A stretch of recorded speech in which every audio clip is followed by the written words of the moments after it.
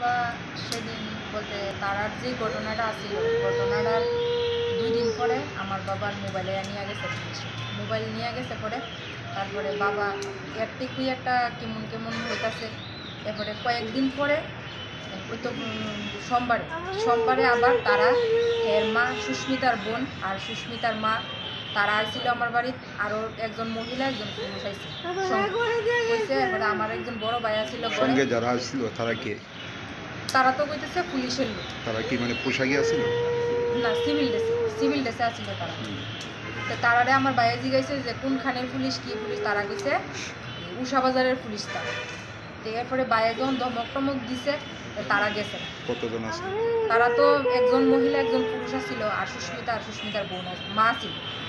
আর এই সুস্মিতার বোন আর সুস্মিতার মা ছিল। তাদের কি আপনার বাড়িতে কি কারণে নিছে পুলিশে? কি কারণে নিছে? আমার ভাইয়ের সুস্মিতারে ভালো পাইতো। হ্যাঁ, আমার ভাইয়ে তো আর এই ব্যাপারটা কিছু জানে না। আমার ভাই গেছে আজকে 4 মাস হচ্ছে বিদেশ গেছে গা। এরপরে হের সম্পর্ক ওই আমরার লগে কথা কইতো। মানে আপনারা জানতেন যে আপনার ভাইয়ের সঙ্গে যে মানে ভালোবাসার সম্পর্ক আছে? এটা তো স্বাভাবিক, সবাই হয়, এখনকার দিনে সবাইরই হয়, এটা তো লুকানোর কিছু নয়।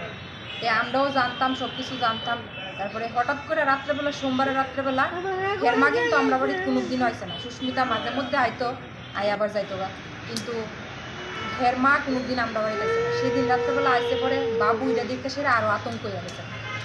হ্যাঁ, মোবাইল নিচে গা, এই সব জিনিসের লোকে বাবু মোবাইলটা কে নিছে? মোবাইলটা তো নিচে এর আগে, বলতে তারার কেসটার 2 দিন পরে তারার এখানে পুলিশে এই নিছে মোবাইলটা। আপনার বাবার মোবাইল? বাবার মোবাইল নিছে।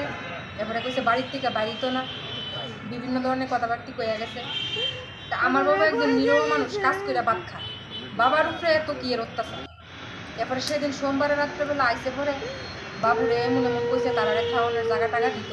এবার বাবু কইছে না, আমি এই বেজাল নিতে পারতাম।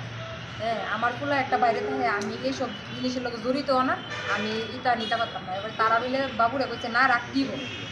এবারে বাইরে জিজ্ঞেসে যে আপনারা কেডা রাখ দিব, আমরা এদিকে জানি উষা বাজারের পুলিশ। বলছে পুলিশের কোনো প্রুফ দেখান। এরপরে এমন দমকাছে টমকাছে তারা গেছে। তারপর আপনার বাবা কি গেছে? আমার বাবা পরে এদিন রাত্রের থেকে ওই বাবা জানি একটু কেমন কেমন হয়ে গেছে গা। বাবা টেনশন থেকে আগের থেকে ওই মোবাইল নিছে গা।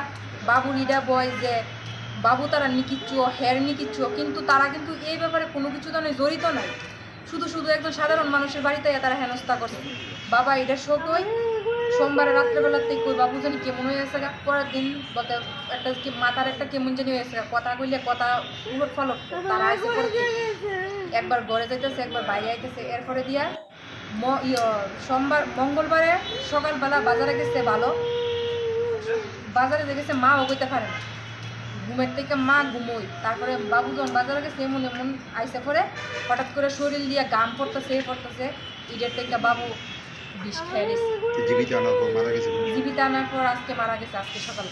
নামটা কি বাবু? বাবু দত্ত। বয়স কত? 50। বাড়ি? পশ্চিম নোয়াখালী।